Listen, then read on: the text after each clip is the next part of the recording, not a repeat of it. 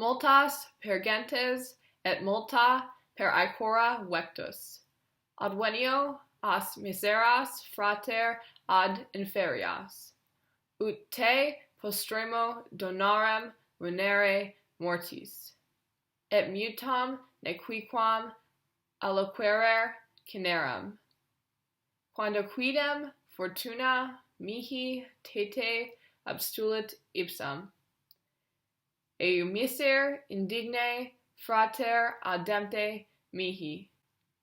Nunc tamen interia haec prisco quae more parentum tradita sunt tristi munere ad inferias. Accipe fraterno multum manantia fletu. Atque in perpetuum frater awe atque vale.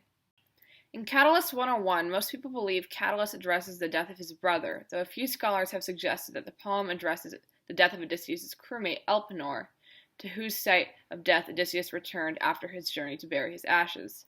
I will not be discussing this interpretation in depth because it's less well regarded than the more obvious one that this poem is just about the death of his brother. With that, let's get started. In the first line, vectus, a perfect passive participle meaning carried, modifies the subject of advenio in the next line, which is obviously I. Multas agrees with gentes, the object of the preposition per, forming the phrase through many nations. And aequor agrees with multa, once again, the object of the preposition per, forming the phrase through many seas. Put this together, this line means carried through many nations and many seas, most likely reflecting how Catullus's brother died in Asia Minor, near Troy, and Catullus had to travel to the site of his death, which was pretty far. The main verb of this sentence, advenio, means I arrive. The adjectives as and miseras modify inferias, the object of the preposition ad, to mean at these miserable funeral rites. He addresses frater, brother, in the vocative for the first of 3 times, most likely, as in Roman funerals it was traditional to call on the dead person being mourned 3 times before putting him to rest. Put this together, and this line in whole means, I arrive, brother, at these miserable funeral rites. In the next line, here Catullus uses a subjunctive purpose clause introduced by ut, the main verb of which is the imperfect subjunctive donarem, meaning bestow, the object of which is te, you. Secondary sequence is used here despite the present tense indicative verb in the previous line, likely because the sentence was introduced by a perfect passive participle, vectus. Postremo modifies munere, both in the ablative, to mean with the final gift, which is further modified by the adjectival genitive mortis, of death. This line as a whole means, so that I may bestow you with the final gift of death. He continues this purpose clause in the next line, introducing another subjunctive verb, alloquerer, a deponent verb in the passive form but active in meaning speak. The object of this verb is cinerem, ash, modified by the adjective mutam, silent.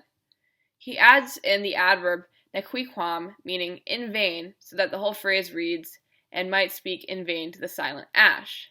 In the next line, he uses another indicative verb, introducing a new dependent clause, abstulit, meaning stolen. The subject of this verb is fortuna, referencing the goddess Fortuna of luck and fortune, and the object is tete, which is just te repeated twice for emphasis, meaning you, which is once again emphasized with the reflexive pronoun ipsum, meaning yourself. Since he states that fortune stole you, the brother, from him, he implies his brother's death was unlucky and that it wasn't supposed to happen. He uses the dative of separation mihi, from me. Put together, since fortune has stolen you, yourself, from me. He finishes this sentence using the vocative frater for the second time, this time modified by miser, and the perfect passive participle adempte, to mean wretched brother having been stolen. He modifies this phrase with the adverb indigne, meaning unfairly. He uses mihi as a dative of separation again, meaning from me. With eu, an adverb meaning alas, the line reads, alas, wretched brother, unfairly stolen from me, really emphasizing the sentiments of the previous line of how his brother shouldn't have died. Some versions of this poem have this line punctuated with a period to signal a climactic ending to this sentence and its train of thought as we shift more towards Catullus saying his final goodbyes to his brother. He transitions with the series of adverbs nunc tamen into rea, Now, however, in the meantime, the main verb of the next sentence is the imperative verb introduced in line 9, accipe, receive, the object of which is haec, these, referring to the funeral rites which he is delivering.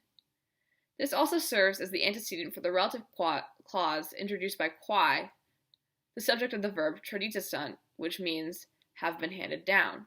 He uses the ablative more, custom, modified by the adjective prisco, ancient, and followed by the genitive parentum, meaning parents or ancestors, to construct the clause in the ancient custom of our ancestors or parents. He uses another ablative, this time as an ablative of manner, munere, gift, modified by the adjective triste, sad, meaning as a sad gift. Inferias, meaning funeral rites, serves as the object of the preposition ad to indicate that this gift is for funeral rites. These two lines combined mean, now in the meantime, however, receive these which in the ancient custom of our parents or ancestors were handed down as a sad gift for funeral rites. In the next line, manantia is a present active participle and the accusative, once again modifying haec, meaning dripping, modified by the adverb multum, meaning much. This verb takes the ablative, its object being fletu, modified by the adjective fraterno, meaning fraternal. This phrase as a whole ends up meaning dripping with much fraternal weeping. He closes the poem with the prepositional phrase in perpetuum, which can be abbreviated to mean forever, before using the vocative frater, meaning brother, for the third and final time. The two imperative verbs at the end, ave and vale, mean hail and farewell. This line reads, and forever brother, hail and farewell, and is most likely the most famous line in the entire poem. Several poets and lyricists have since addressed similar ideas of untimely deaths of loved ones. One band that did this in particular was Pantera, a heavy metal band, in their song Cemetery Gates. They also grapple with some degree of upset with divine powers for unfairly taking their loved one's life away.